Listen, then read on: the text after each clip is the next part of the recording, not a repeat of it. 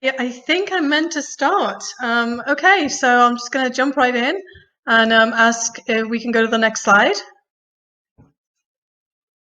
Great.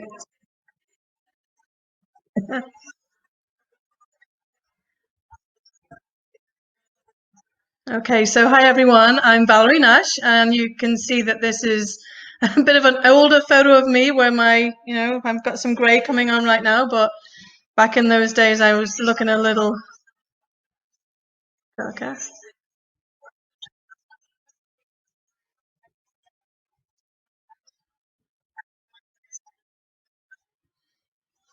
A little brighter. Anyway, just a little bit about my background and why I'm being asked to do this presentation. So I do have a long history of writing grants, probably, I don't know, more than 25 years at this point.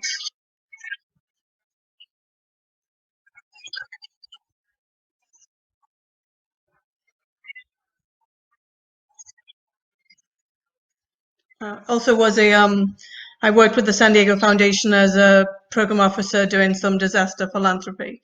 So yeah, so lots of background, some parallels in the disaster philanthropy work.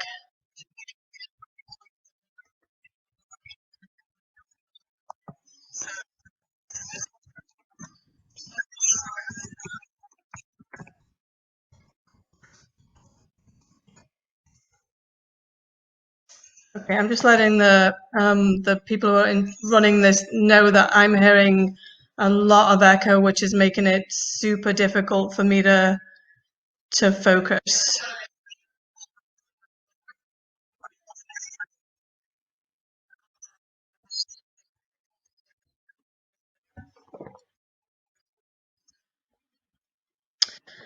Okay, let's move on to the next slide, and I'll do the best I can. All right, so the learning objectives that we have for this presentation. So one of the first objectives is to increase or reinforce your knowledge about how the funding community is responding to COVID-19.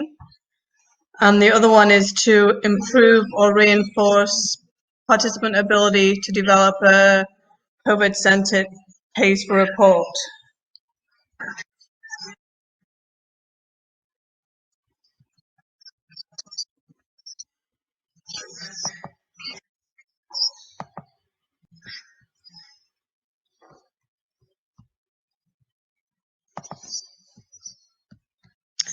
If you guys can move on to the next slide. All right, so the agenda will be that I'm going to go over some of the COVID-19 funding environment and resources, and discuss how to develop a COVID-19 centric case for support.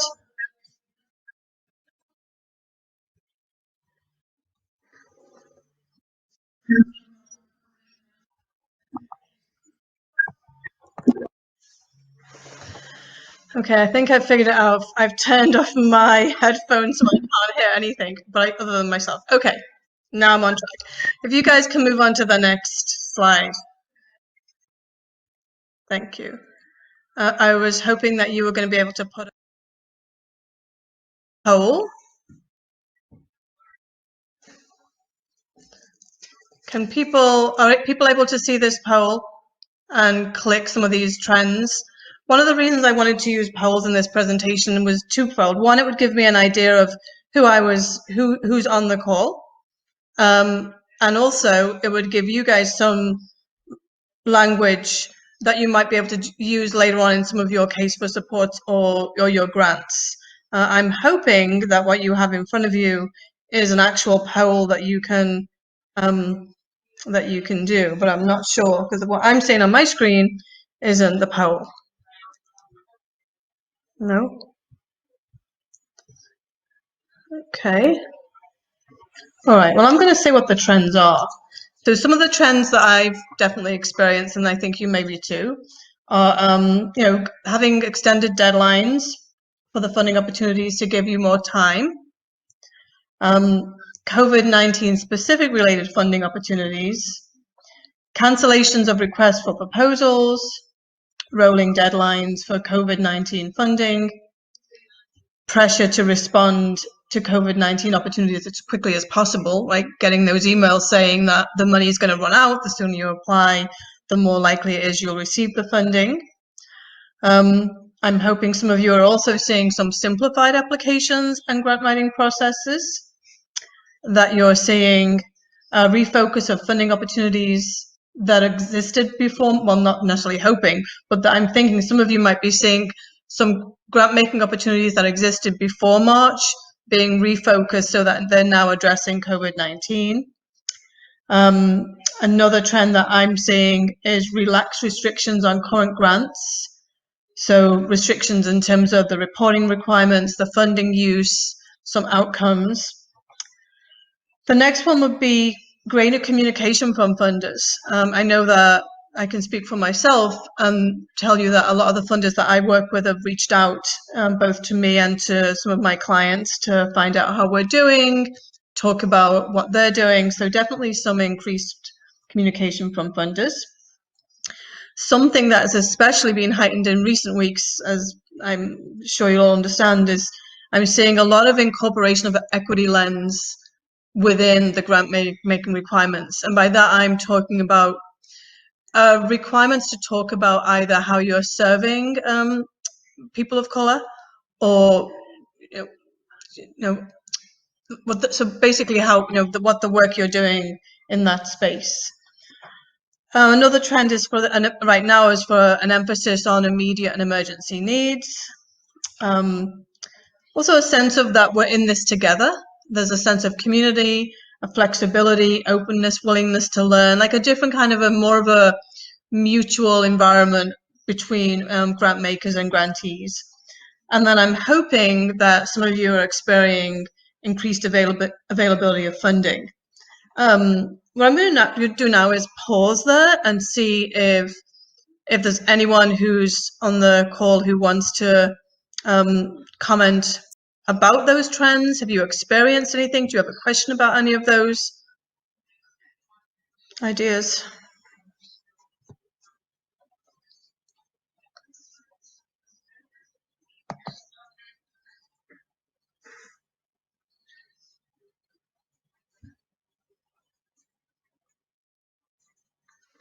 Just going to wait for a minute, because I think how this is going to work is that my moderator is going to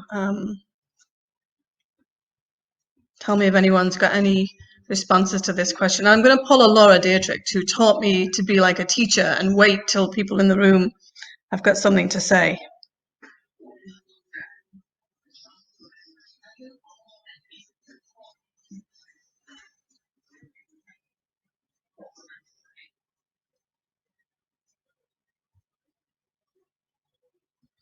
Okay, so I can see that Danae is saying A, B, and H especially. Well, that tells me that she can read the poll. That's good, because I had a hard time reading it. Less money being awarded due to budget cuts. Okay. Yeah, interesting. I'm wondering about that comment about less money being awarded due to budget cuts, whether that's budget cuts on behalf of the funders. Okay. All right. So it sounds like there's some consensus that you're seeing some of these same kind of trends. One of the hopefully you'll get a copy of this slide and you can look back at some of those trends, and as you're writing your request, you can incorporate some of that language into your actual requests. Because I think funders are looking for you to tell them, what are you experiencing? So if you're experiencing some of those things, you can certainly let them know that. Okay, if we can go to the next slide, that would be great.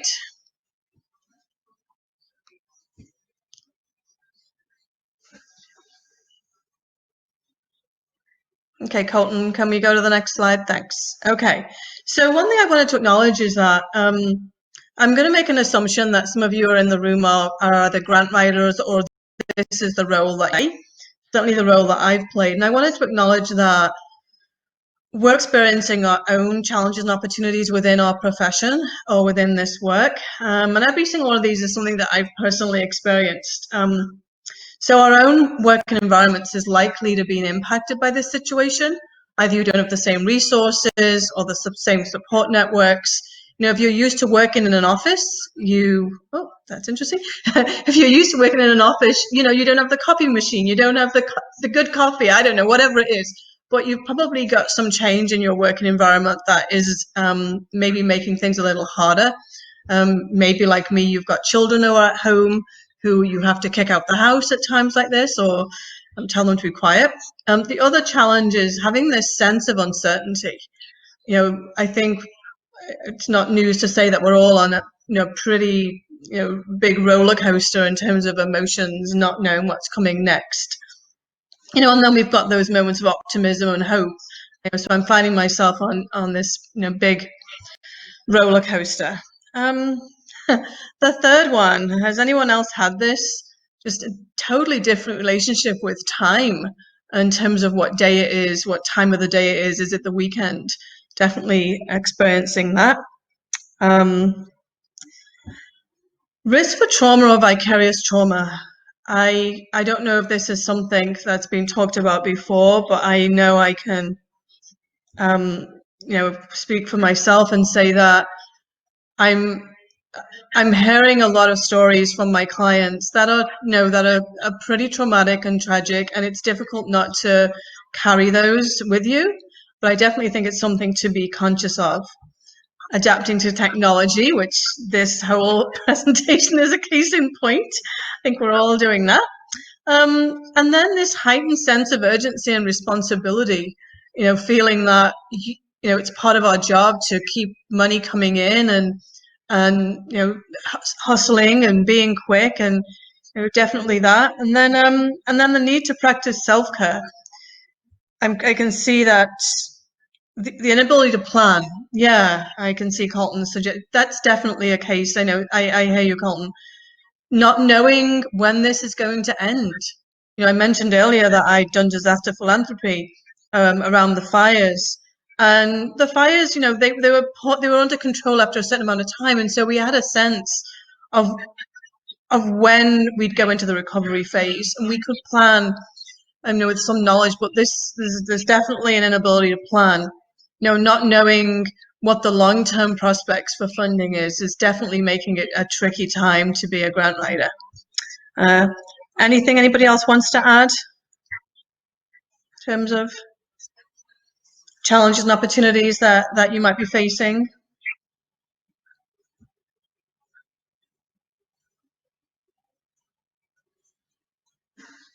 No?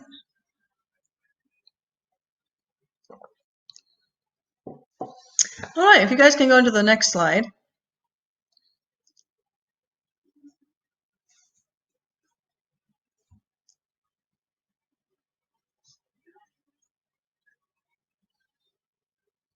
Thank you.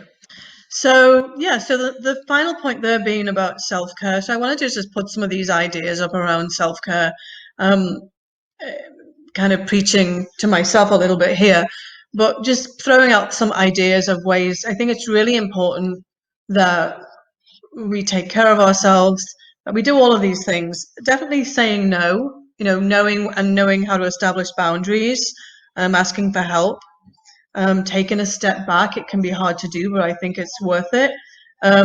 Spending time alone.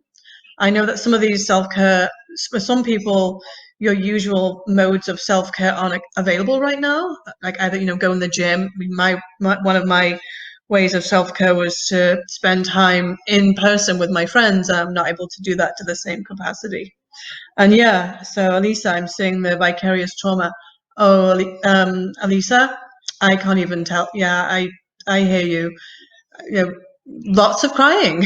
I'll be honest with you that I've spent more time this last month like crying, which is hard, right? I will get to that, Ingrid, about how to be a better grant writer. I'm going to cover that. I'm going to get into that soon. Yeah, and there's the crisis, and then there's the aftermath.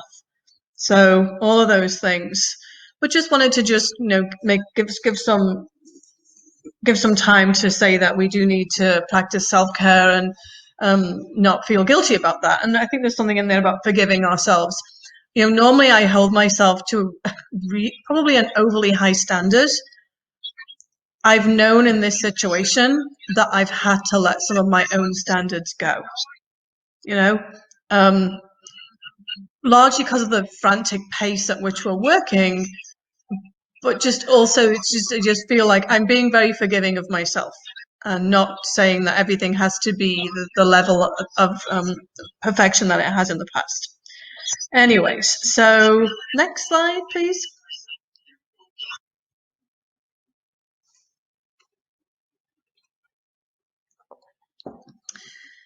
It's weird not being in control of the slides. Okay, you can move on to the next. All right, I wanted to share a resource with you guys that I found in preparation for this course. So if you can go to the next slide, you can see what that magical resource is. Thanks. Okay, so some of you are probably familiar with Foundation Search and what's the other one? Let me see. Oh, Foundation Center. So the Foundation and GuideStar had a baby, and they called it Candid, and this is their new website. And so Candid, I think it's candid.org. If you just Google candid.org, it will come up, and it's a website that it's a merge between the Foundation Center and GuideStar. Some of you might be familiar with those organizations, but they've set up a website where they're tracking COVID-related funding opportunities. They're also hosting webinars related to this, and there's some. If you can go to the next slide, I'm just showing you some of the pages from their website. So yeah, so they're showing you recently published requests for proposals. The next slide should hopefully come up in any minute. Yeah, so they're keeping a rolling summary of what's happening in this space.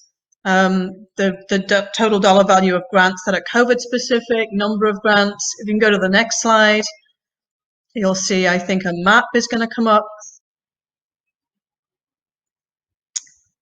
Thanks. So the next slide. Yeah, there we go.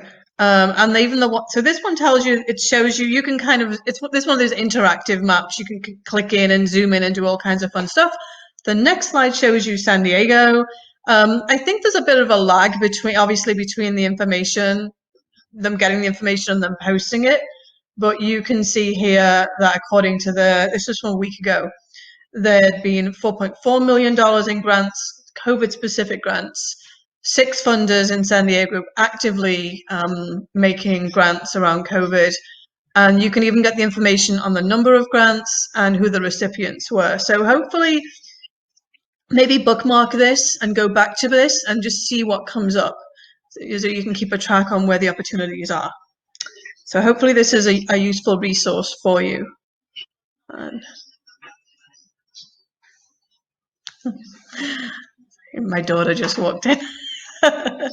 Okay, if you can go to the next slide, that will be great.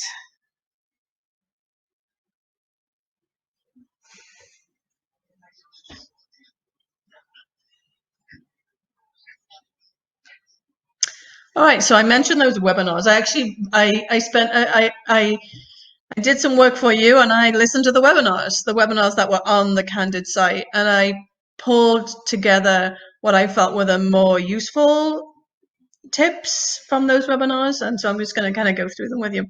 So the first one I think should be common sense, and that is being really sensitive when you're approaching individual and corporate donors to the impact that COVID-19 might be having on them, either as individuals or as organizations.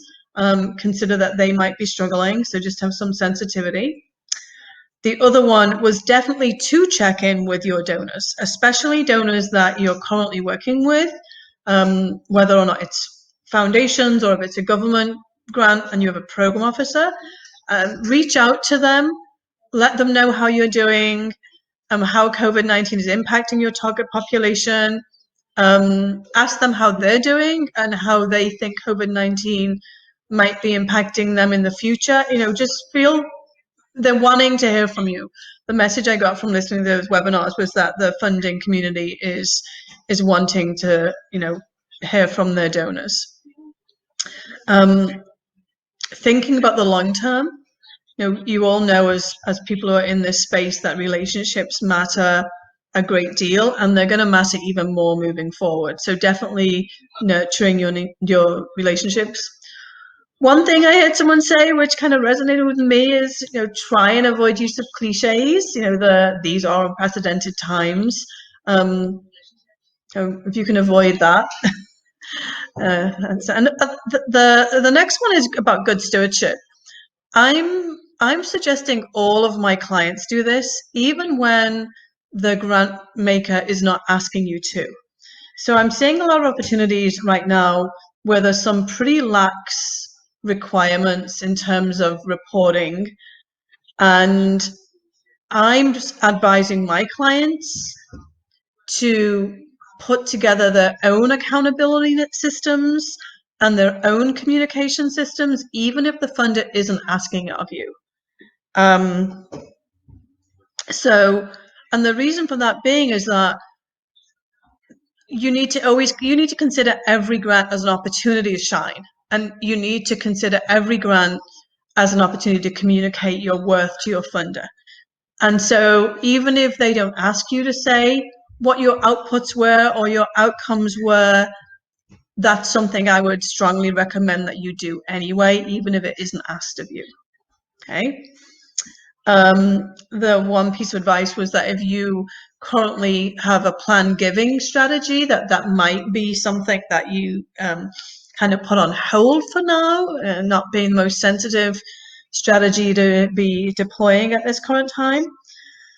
And the last one is the one where we're going to spend a lot of our time, is this recommendation to develop a clear and concise case for support around your COVID-19 needs. So any comments or questions at this point around those tips? Does any of this resonate with you?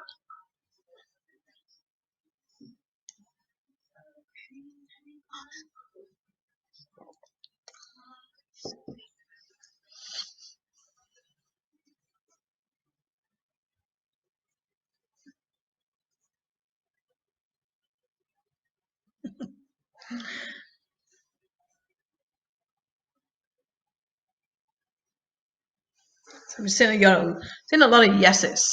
So that's good, I guess.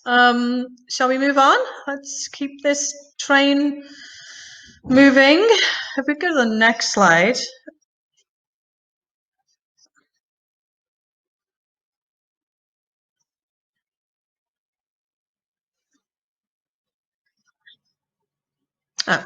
We can move on from that. So just a general advice on, in terms of your communication, being candid.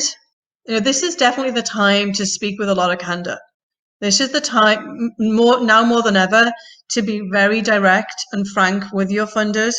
I've had lots of really good experiences in recent weeks where, it's just a different way of talking to funders than I've seen before. Okay, moving on. So what is a COVID-19 case for support? So I'm hoping some of you know already what in general terms, a case for support, it's usually a brief document, 2-3 pages typically, and it's something that you develop and you have on hand so that you can kind of whip it out and you can share it with a funder. Sometimes you'll get situations where they'll say, send us your case for support. And basically what they're asking you for is just a written documentation that gives them enough of an understanding of who you are and what you do. So a COVID-19 case for support tells a funder what COVID-19 related problem you're planning to address. It tells them for whom, who's your target population that you work with. And this is the order in which I would actually write it. I'd start by, this is the problem. I'd go in, I'd probably woven in there is who the problem is impacting, who you're working with. Then moving into how you propose to solve the problem, which would include your plan is, your solutions, your outputs, and your outcomes. Quick word on the difference between outputs and outcomes. Outputs are things like the number of people you serve, or the number of sessions you do, or number of people you train, lots of numbers. or a deliverable, like you're going to create a plan. That's an output. And outcomes are what happens as a result of your outputs. And you always want to differentiate between those two things and make sure that you clearly understand what is the difference between an output and an outcome. The next thing in a case for support covers is who you are as an organization and why you're best positioned to do this work. What you need the money for, why you need money, what you need it for. And then you always include a specific call for action or an ask. So that's just kind of like a quick rundown on what a case for support looks like. If we can go to the next slide, that would be great.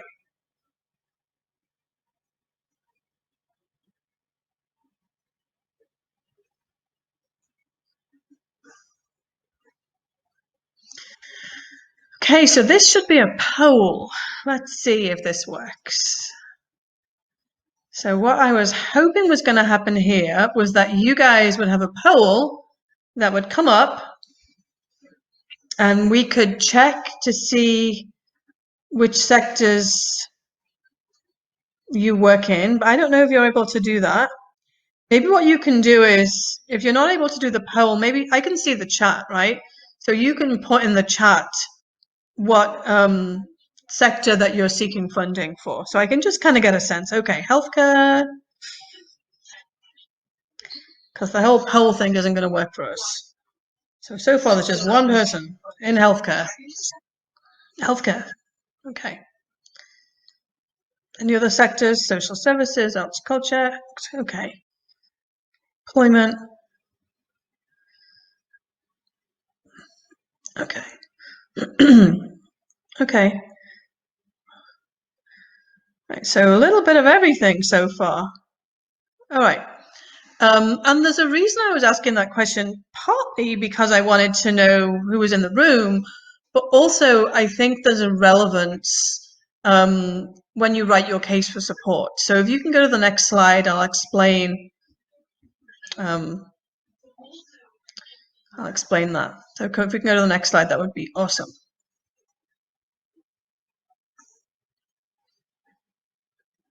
Okay. So when you're developing your case for support, I think it's important for you to know broadly how COVID-19 has impacted your sector. Because there's been each sector, like the healthcare sector has been impacted differently from the arts and cultural sector, who've been impacted differently from the employment sector. So it's really useful, I think, for you to do some, this quote here about the art sector, it took me literally a minute to get that, right? But it gave some kind of national context to what's happening in arts and culture, okay? So I'd recommend that you all kind of pause, and we're going to spend maybe even a minute or so on here, to think of ways in which your sector has been uniquely impacted by COVID-19. So I'm hoping to get at least 3 responses of how COVID-19 has impacted your sector in a way that is unique.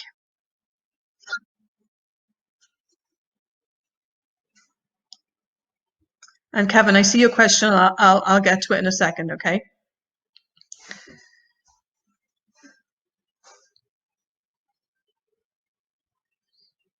So I want you to think about how your sector has been impacted.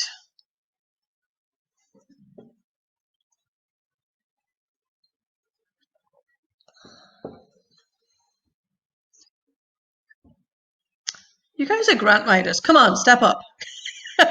Give me something here. So Colton, you're saying no more people know about us now since we've been offering new programs and services.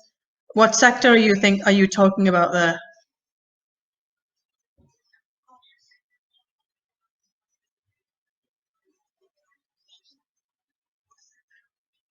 You mean education? That sounds like you're talking about your organization, though. I'm meaning, how have you been? Higher education, okay. Well, I can give you an example for higher education. One way that COVID-19 has impacted higher education is the students aren't physically on the campus, right? I mean, that's had an impact. Students, I have one of my friend's daughters going to college for the first time in September. She's going to be studying remotely. And that's obviously, that's one sector specific way that COVID-19 is impacting that sector. What about employment? I think I saw a few people on there who were employment. What's the obvious one as far as employment goes? Okay. Increased demand for social services and social services. Yeah, I mean, I think as far as social service goes, one of the ways that sector's been impacted, you were already working with vulnerable populations. You were working with populations and communities that were struggling before March, right? And have been in some cases for decades. And so COVID-19, as in many of those cases, has just made things even more difficult. And I see someone okay, for elderly, yes, social isolation. If you're working with elderly, that's definitely something to consider. Someone said employment. Well, obviously with the employment sector, a lot more people unemployed right now. So big impact on your sector, a huge demand for your services. So I do think that you all need to, theatre, staying up, the arts and culture, you literally are shut down, right? So spend some time thinking about not necessarily your own organization, but what has happened in your space. Because you might want to put yourself, in context, in a national context. So yeah, forced to go online to stay connected. So knowing what that is, I think, is an important thing to do. Yeah, children being zoomed out. I'll give you another example. With so many children going online in ways that they haven't before, some communities where that is new to them, it's raising concerns around over, the children being on screens too much. I mean, we spent so many years saying children shouldn't have screen time, right? Now look how much screen time they're having. Or also children who have access to computers and, getting on TikTok and other programs where they might be preyed upon. So there's all kinds of things. I can see there's clients facing Parkinson's, vulnerable to COVID. Yeah, all these things. Definitely need to be spending some time thinking about what is the story of your sector, and then what is the story of your target population. And we're going to get into a little bit more of that in a second. So you guys are thinking, great. Okay. Yeah. Thank you. All right. If we can go to the next slide.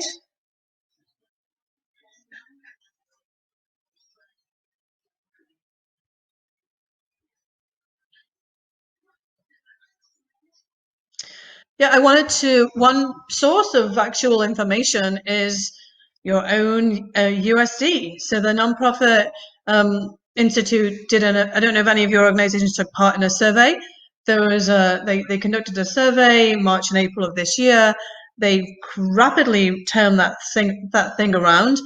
And I think Colton or somebody from USD can make sure that you all can have a link to the survey. Colton, can you confirm that you can do that? So they'll send you a link to this survey, but I would suggest that you spend 10, 15 minutes looking at the survey. If you can move on to the next slide, Colton or whoever my moderator is, that would be great. Yeah, I'm reading some of these comments. So if you can go to the next slide. Okay, there's some key findings in terms of the impact on the nonprofit sector. If you're writing your case for support, you can use some of this data. Okay, so if you're trying to, talk to a funder about the impact that COVID-19 has had on you, you can take some of the data from this survey and you can say, like many of the nonprofits in San Diego, we've seen a decline in individual donations. You can use this data to kind of validate the experience that you're having, or even to compare yourself to your peers. So, if you've, let me see if there's something in here where you could compare yourself. Yeah. So you can just look in here and just look for yourself. Look for the experiences that this survey reported, and then reflect your experience back in your case for support. Can you go to the next slide, Colton, please?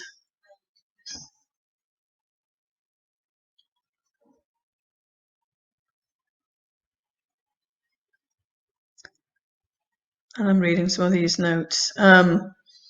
Yeah, so this is interesting. So back to the sector thing again.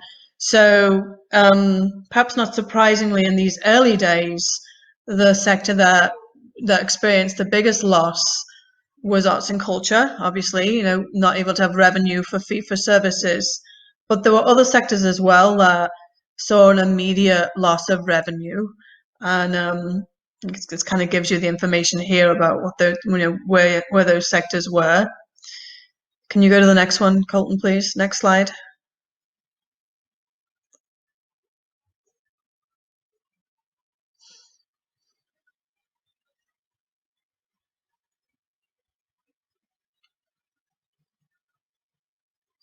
Decline in individual donations.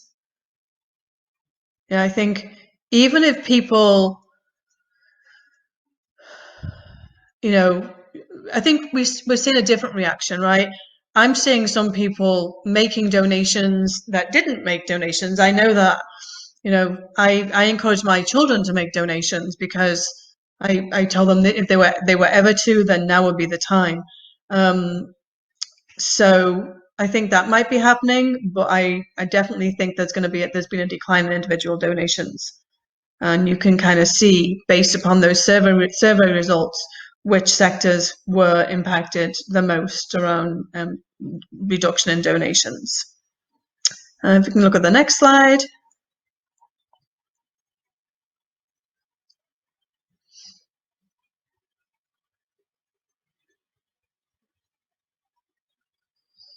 And Colton, can you let these guys know if you're able to send them the link to this so they can see the whole, or where everyone can download the research? That would be great. And I'm just giving you some examples here of the questions that are asked. So there's pages of this stuff, so you can go through this and find things that you think resonate with you or with your organization, and figure out ways that you can incorporate this data into your own story. If we can go to the next slide.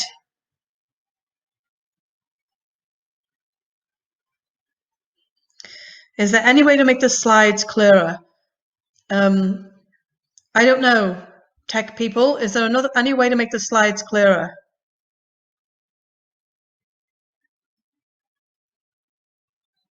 I don't know. Maybe they'll work on that. This question about the target population. So what target population are you working with? No, wrong. Go back. I don't know, my slide, they're doing my slides out of order. Okay, let's just do this one then. So these are some of the trends that I think some of you will have experienced. Oh, there we go. Back we go. So the target population you're working with, do you focus on youth? I know already that some of you are working with youth. I could see that some of you are working with seniors. It looked like some of you are working, with people of color. So different populations. And the reason I asked for this is that, again, in the same way that we talked about sectors, there we go. There's definitely a need to tell the story of your target population. Okay, I'm going to give you an example in a second. So thinking, I can see in some of the earlier comments, right, youth being forced to embrace technology platforms that are new to them, people with mental illness, having to do things on technology, lots of stress around use of technology, lots of stress around isolation, those kind of things. But knowing your target population, knowing how how COVID is affecting them, super, super important, because that's what funders want to hear the most. They see you guys as the bridge between them and the people who you're working with. So they really want you to be telling their stories. So, for example, were there characteristics about your population that make them especially vulnerable either to the health of COVID or the economic impact? Like those of you who are working with seniors or people who are in ill health or people who've got existing trauma or mental health, they were vulnerable to begin with. The economic impacts, there's a lot of data being put out about the inequity of the impact, where individuals working in the lower paid sectors, they're bearing the brunt of the economic impact. And if you Google economic impact COVID inequity, you're going to find a lot of data on that, right? So seniors, others with post-traumatic distress, women overcoming major life challenges. Some of my clients are working in the relationship violence, and hearing lots of stories about how COVID-19 is putting some, not just women, but especially women, in really precarious situations, because in the past, maybe the person who was abusing them was going to work. Well, now that person's working from home. It's putting them in a really a precarious situation, especially when you layer on economic impacts as well. So definitely, you can use pre-COVID data to show your population was vulnerable going into this situation. So in your case for support, you can include some data from before COVID. You probably don't have actual hard data on the impact of COVID on your population. If you do, then that's amazing. If you don't, then you're going to probably need to rely on stories and anecdotal data. Okay. And I think the next slide shows you an example. So let's see, is the next slide an example of language? Yeah, okay. So I work a lot with ethnic community-based organizations. I work with many small ECBOs. So this is something I wrote that I thought I'd share with you guys that is specific. This is how I told the story of this population, okay? So it's not perfect. Back to that whole forgiving myself. Want you to forgive me too, because it's not perfect, but it's good enough. You're shooting for good enough, and you're trying to put across your story. So, you can read this right here. Prior to COVID-19, many members of the refugee community were struggling with depression and anxiety. We know that a lot of that is to do with their trauma experiences.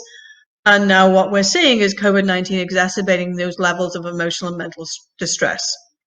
I'm also telling the story of the fact that many of the refugees are working in occupations impacted by COVID. Uber drivers work in hospitality. So in these two paragraphs, hopefully you can kind of see how I'm trying to create a picture, their story. I'm trying to tell their story. And remember, you don't have a lot of space usually in a case for support. So maybe this is going to take, half a page. So this is what my half a page for my refugee-centric case for support looks like. So hopefully you guys can see that, this can be an example of something. You can come up with something that's kind of similar, sort of similar. Okay. Any thoughts or questions? No?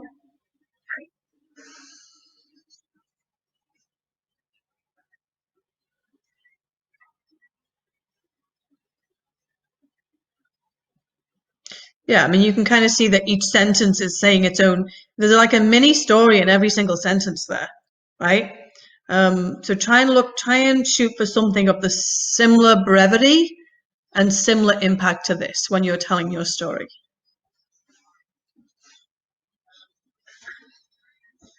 All right. You guys want to move on? Next slide, Colton. I think it's Colton. Oh, good. So he's saying the slides will be uploaded on the app. So how has COVID-19 impacted your organization? So there's going to be a list of things coming up here, because this is the other part of the story. These are some of the ways that I'm seeing common impacts: loss of fundraising revenue, loss of generated income, disruption of regular programming or services. Oh, look at that. Okay. Just keep me on my toes. Increased demand for existing programming or service, a demand for a new service, reduction in staff due to loss of volunteers or interns, reduction in staff due to layoffs, furloughs. Okay. Thanks, Colton. So these are some of the trends that I've seen. And when you get your slides, just pay attention to whether any of these have applied to you, because this again is something that your funders want to know. You can include this in your case for support.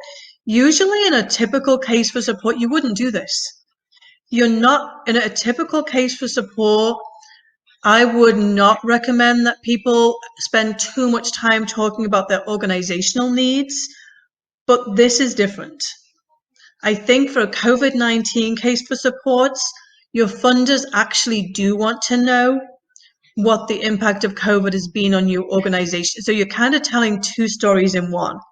You're telling the story of your target population or the constituency that you serve, and you're trying to do that in a way that kind of honors them and is concise and compelling, similar to hopefully what I did previously. But you're also telling the story of your organization and how you've been impacted by COVID-19. And these are just some of the ways that I'm seeing people being impacted. So for example, if you've had a cancellation of a grant opportunity in your case for support, you can write about that. You can say, for the last 5 years, we've received this funding from this source. It's been cancelled. You can say, typically we rely on volunteers and interns to provide such and such a service. Well, they've all left, or they're not working with us anymore. Okay. So you look at this kind of list and make it your own. Come up with your own examples of how you've been impacted. If we can go to the next slide, that would be great.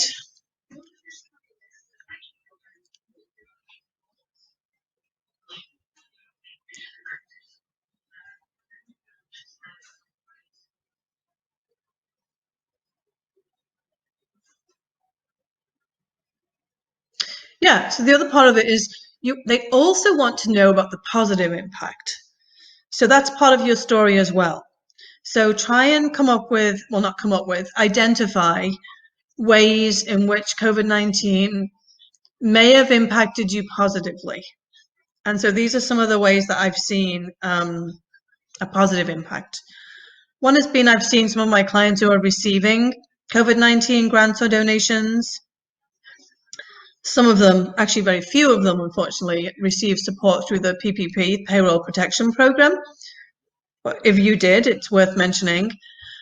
A big thing I'm seeing is working collaboratively in a way that we weren't before. I mentioned the refugee example, and I'll tell you the story about that. So I work with a number of refugee organizations, and they, working closely with their community. They're providing linguistic and culturally specific services, and they have some close connections to the faith community. What happened was they started to get calls from women mostly, and they got calls from their faith leaders saying, the women were calling saying, we're stressed out, we can't sleep. were having trouble with their relationships with their children or with their partners. Lots of concerns around, potential relationship violence. In one particular community, they were saying that and they were seeing a lot more drinking, alcohol use, and they're putting this all on the nonprofit organization that really didn't have any capacity or felt like they were out of their depth. This was going into space that they hadn't really done a lot of work. So they reached out to Center for Community Solutions.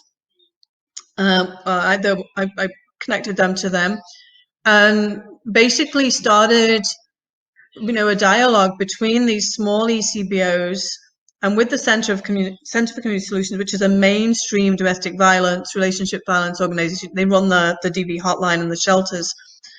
And they started talking about how they could support each other, right? So how Center for Community Solutions could provide training for the ECBO staff on how to do safety planning and how to, check for danger.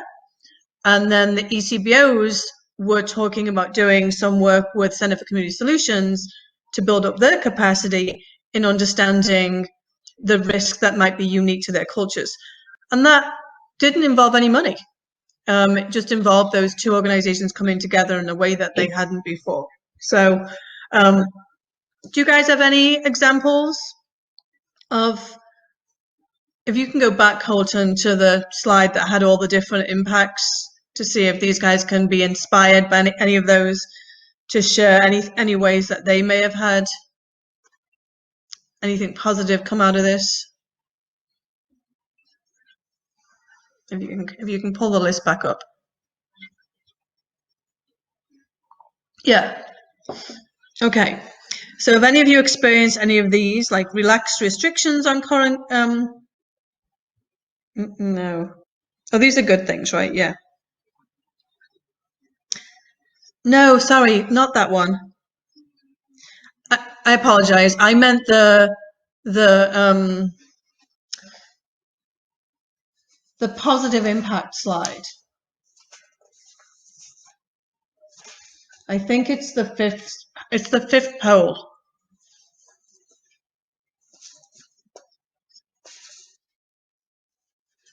Nope, not that one. Not that one. Not that one. The next one. There we go. Okay, this one. Do we even have a result?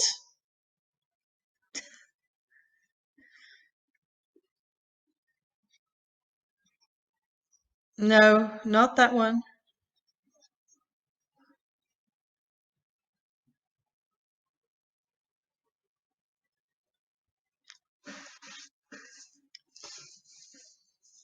No, we're looking for the one where it's the positive impact.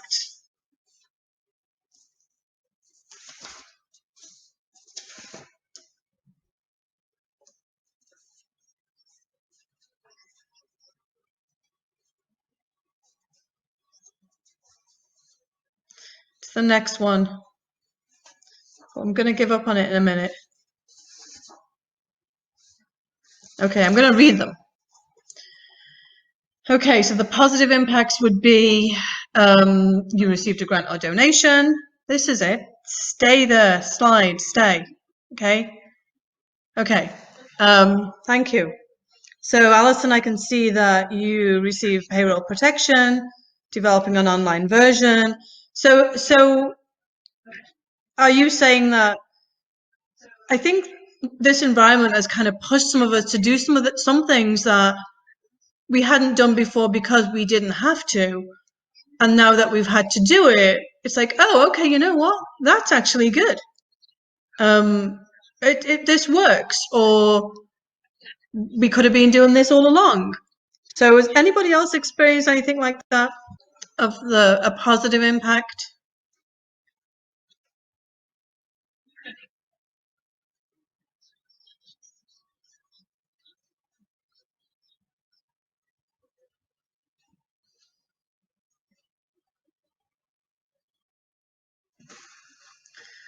And the reason I'm asking is because your funders are going to want to know.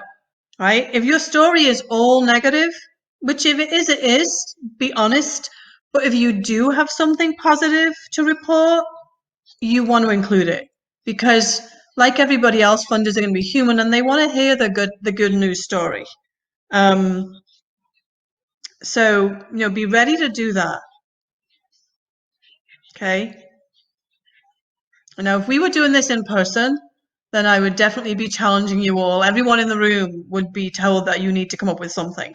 But I'd be asking you to stretch yourself and think of a positive impact that COVID's having, as well as some of the obvious negative ones.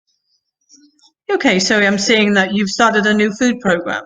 So I can see Third Avenue Charitable Organization. Yeah, so new programming started in response to the need, new collaborations happening. Telling that story is as important as you telling the story about the need. I think the next slide that we have actually gives you an example of how to tell that story. If you can move me along, Colton.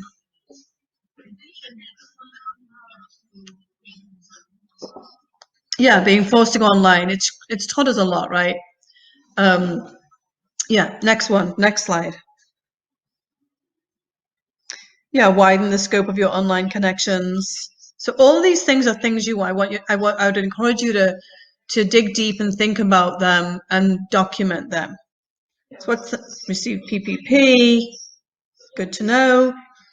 What's the next? If we can go to the next slide, I think there's an example of how I wrote this part of the case for support.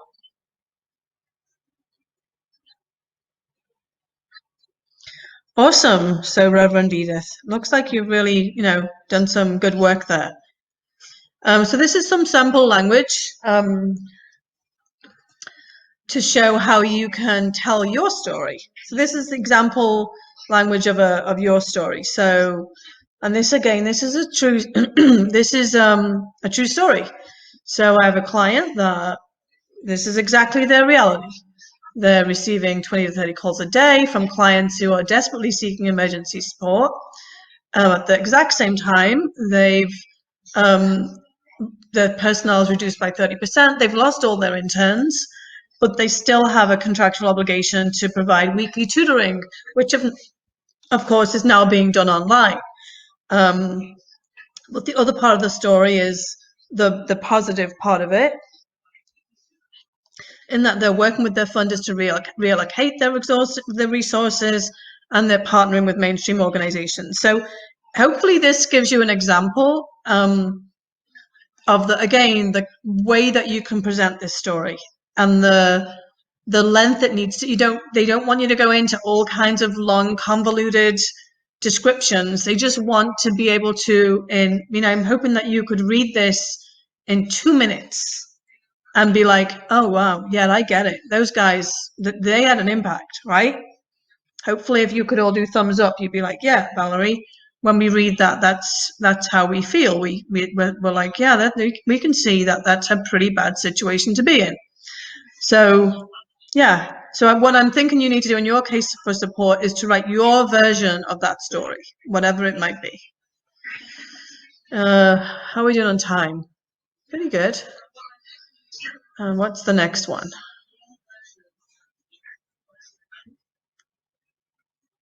Yeah, Zoom. Oh my gosh, don't we all wish we bought stock in Zoom?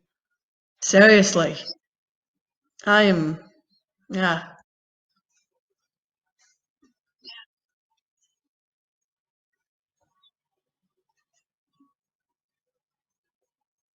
So what's the next one? What's my next slide?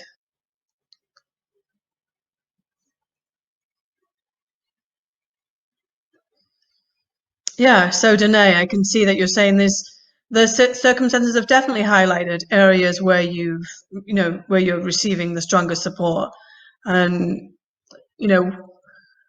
who your partners are, right? Some other do's and don'ts. Okay. So when you write your case support, please do not begin with a boring sentence about your organization. Okay, don't do that. What you want to do instead, and I think it's on the next slide, but I'll tell you anyway, you really want to begin with an issue statement that is focused on your target population. So begin your case for support by talking about the people that you work with or that you serve. Actually, what was the other one? What was the other don't? Go back. This is where I need my own button. What was the other don't? I forgot it. Well, you're given an example. Okay. So there's an example here on the top one of an issue statement. Yeah, don't pretend to be a poet. You don't need to. This isn't. You're not trying to go for a Pulitzer Prize in writing. Simple, clear language, short sentences, clear, concise. Don't get stuck. Just anyone. If you've written a term paper, you can write a grant. For those of you who might be looking at doing this for the first time, please don't let this be an intimidating thing. Think of it as a story. You're writing a story, and write it in your voice. Okay?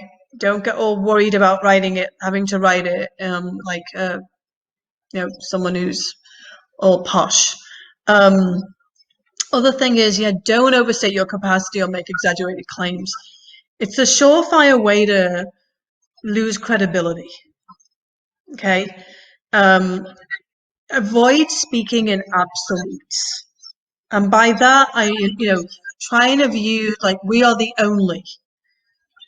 Or use words like all people. Just whenever you read something, look for use of an absolute and check it, because it's hardly ever the case that an absolute is true. So we'll see things like, oh, we are the only organization in El Cajon doing blah, blah, blah. Well, maybe you're not.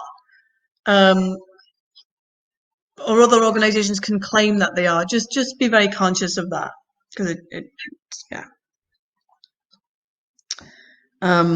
Okay, so what's the next one? So I think on the next slide, I gave you an example of what a case for support, an issue statement looks like. Okay, thank you.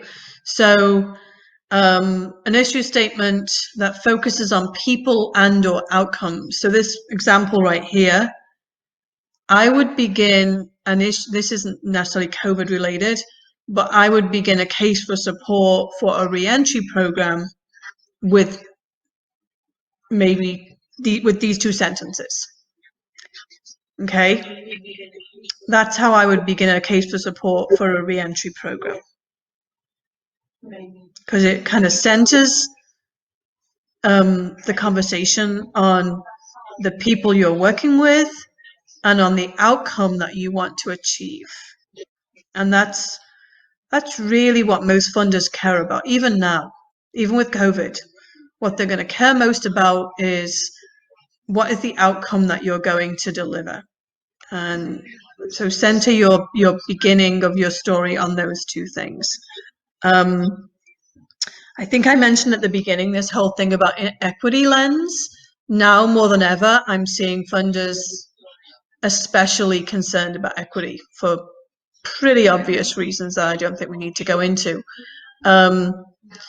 So in your case for support, it is a good idea to talk about, if you're working in a space where you do see inequities, then talk about those inequities and how you as an organization are committed to addressing them.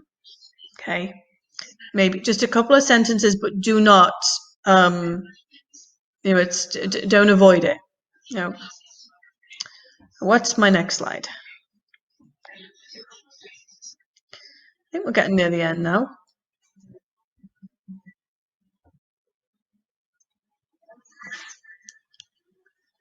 Oh, actually, I'm just going to go over this and then I'm going to take the last 10 minutes seeing if we've got any questions. So this is just a design template that I use when I'm teaching a class live. And it's a way of getting everything kind of down in one place. And you can use this or create your own version of this. It's kind of similar to a logic model, but not quite. So in the first box, You're going to talk about what's the specific need or problem that you are working to address. Just going to say what that is, right? The problem is, some people might be struggling emotionally, or they may have food insecurity. Whatever the problem is goes in here, okay? The goal, which is the circle at the end, is what's the big end game? What's your big result that you're looking to seek, right? And that's usually something like, I don't know, wellness, or you want all students to be ready to learn, or you want to reduce violence in a neighborhood. Whatever that is, it's the big end result. And then the parts in the middle are what strategies and activities are you going to be doing as an organization to get that goal, and the outcomes of the results. So the results would be things like change in attitude, knowledge, or behavior. Okay, so a question here. Do you recommend sending these cases for support unsolicited? Outside of applications, depends on how much time you have. Contact outside of open applications. What sector are you in, Kevin?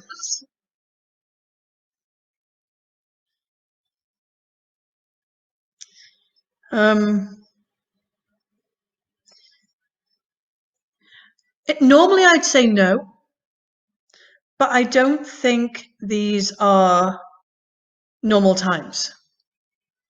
So yeah, so normally I would say don't send unsolicited cases for support, but in this situation, if you know a funder, or you've got information, or a company, or actually organization, your best place to start is who has funded you in the past. Okay, so I would start by looking at who are your current donors, who are your current funders, who are your past funders, and send them an unsolicited case for support. Absolutely. I don't think there's anything, there's really probably no downside to doing that. Okay. So that, and to, maybe send them an email, say, however you communicate with them. But yeah, sending them your COVID-19 case for support probably makes sense. And to start with your current or your past donors. Resources or tools.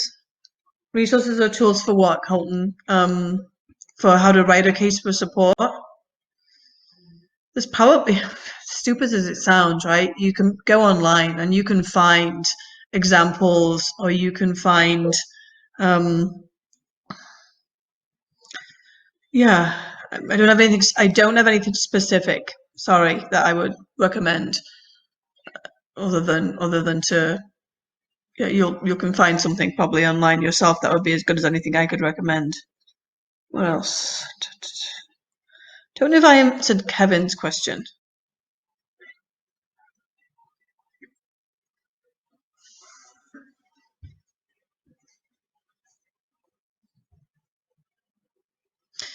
Oh, for new grant writers? Oh gosh, I do, and I can't think of it I've got what I can do, Colton.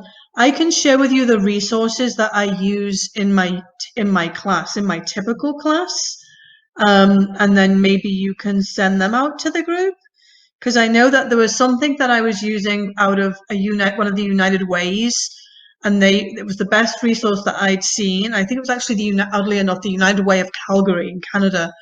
And one of the best things I'd seen for new grant writers was actually they produced like this step-by-step guide, super useful. I can get that to you, and then maybe that's something that you can get out to people. But that would be one of the best resources that I came across.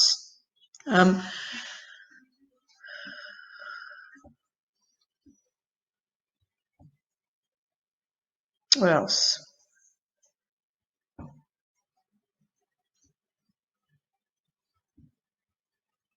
Okay.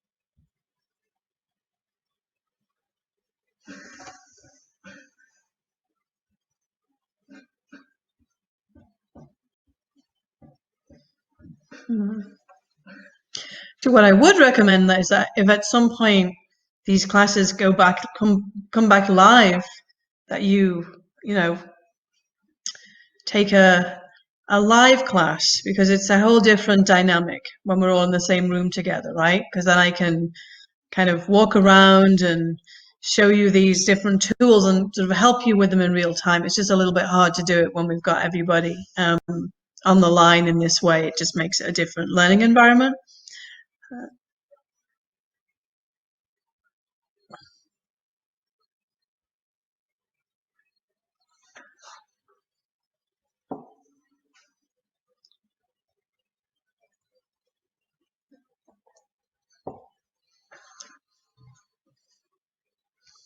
Trying to think of any other big tips. The other main thing that I would say, I know we've got a couple of minutes left, so I'll give you some general kind of tips, would be one of the number one things is, and it's going to sound so stupid, answer the question. Okay. If funders are asking a question, it means they want that question to be answered. And so make sure that you read the question, you understand it, you dissect it, and you answer it directly. If I have a kind of an application where there's lots of questions, the first sentence I write is directly addressing the question.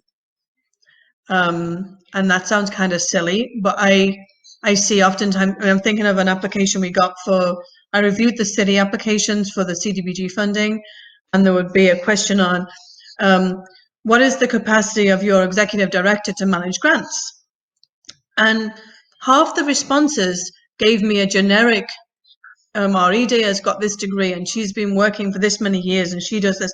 They never actually said what his or her experience in managing grants was. So just, it's a really common mistake that people make. And then what happens is the person reviewing that application can't give you full credit for your response because you've not answered the question. So just understand that you're being interviewed. Answer the questions as directly as you can and as honestly as you can. So that would be a definite tip for that. Trying to think of other things. Yeah, that would be that's my big words of wisdom. Answer the question. Get you. And what is it? Perfection is the enemy of. There's some saying. Is it perfection is the enemy of good? Something like that. Anyway, get things in on time. Yeah, just answer the question.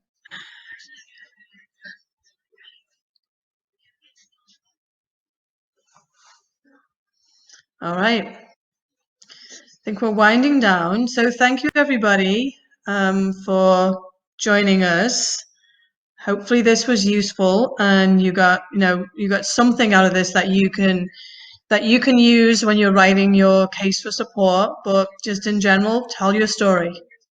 Tell the story of your clients, tell the story of your organization, reach out to your funders. What else can I say? One of my last things: be kind to yourself, and practice that self-care. Get enough sleep. Thanks, Colton. Yeah, there we go. Perfection is the enemy of progress. Churchill. Although he's out of favor right now, Churchill. But yeah, thank you. All right. Well, thank you, everybody.